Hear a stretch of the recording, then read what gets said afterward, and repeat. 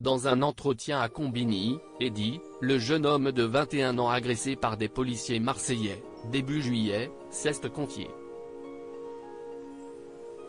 Un témoignage glaçant, le visage totalement déformé. Au départ de cette affaire qui grossit au fil des jours, crise impliquant policiers, magistrats et politiques, il y a ce jeune homme Eddy. À 21 ans, le jeune homme, blessé par des policiers à Marseille, avait dû être hospitalisé.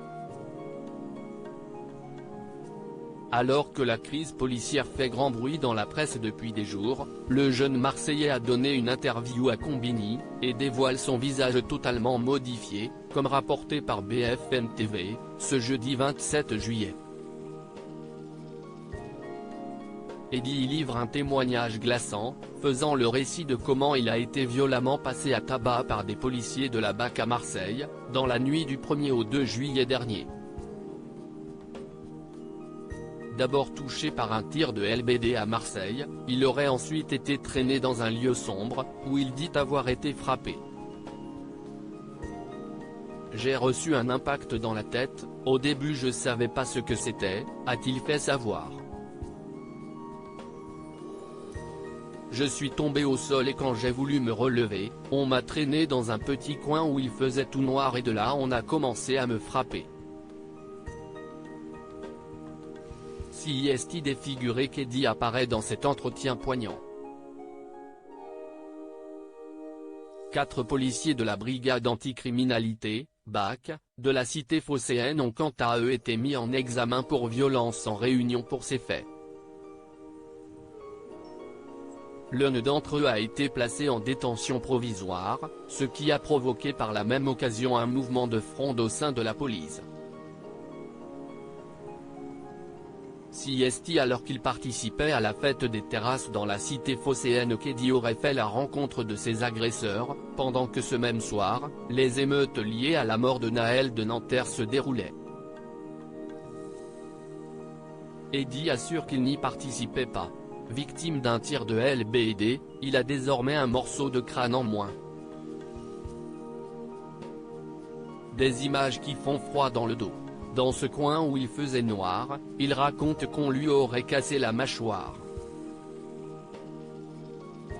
À aucun moment on ne m'a demandé mes papiers, ni ce que je faisais là. J'essayais de leur dire qu'ils pouvaient me fouiller, que je n'avais rien de dangereux. Mais il ne voulait rien savoir, a-t-il livré. Quand il finit par se relever, réfugié dans une épicerie, Eddy veut se toucher la tête. J'ai voulu me toucher la tête mais je n'ai pas senti mon crâne, confie-t-il, dans un témoignage saisissant. Transporté à l'hôpital, il est resté dans le coma jusqu'au lendemain. Après 2 opérations, les médecins lui ont retiré un morceau de crâne, avant de le refermer avec 65 agrafes. Des personnalités très touchées. La vie d'Eddy a changé à tout jamais depuis cette nuit du 1er au 2 juillet. Le jeune homme en est conscient. Je sais que je n'aurai plus la même vie qu'avant, fait-il savoir, lui qui a la tête déformée, des migraines, et un œil flou. Quand il fait part des moments où il a tenté de se regarder dans un miroir, les mots sont durs et parlants.